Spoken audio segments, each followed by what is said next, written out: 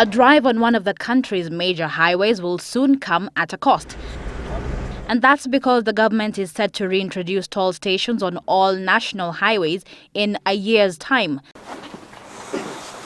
Infrastructure Principal Secretary Engineer John Mosonik says a consultant has been contracted to guide the establishment of the toll stations, which will help fund the maintenance of the country's highways. While the toll charges will be uniform across the country, the PS says the amount to be levied will vary depending on the type of vehicle and whether it's licensed for public or private use. For Thika Road, this will be the first phase we are rolling out, and Southern Pipers. And we'll be opening all these. Actually, tolling will come into effect next year, July. So that is Mombasa, Nairobi. Now, what it means here is you pay for the asset as you use it.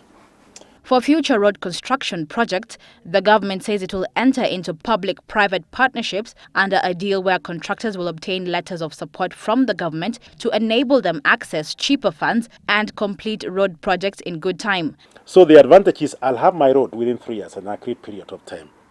Now, there'll be the price that if contractor doesn't perform, also is subject to some penalties again.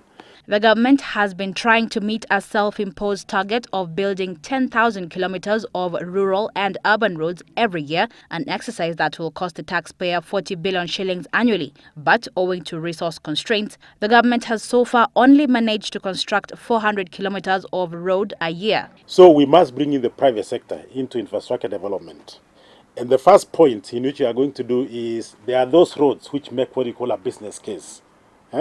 Where somebody come and invest as a business, and then of course there will be returns on that kind of road. In the meantime, the Ministry of Transport and Infrastructure has submitted a proposal to the Cabinet to reclassify all roads across the country. The move is aimed at ending the confusion over which roads should be managed by the national government and the 47 county governments. Genga, the big question.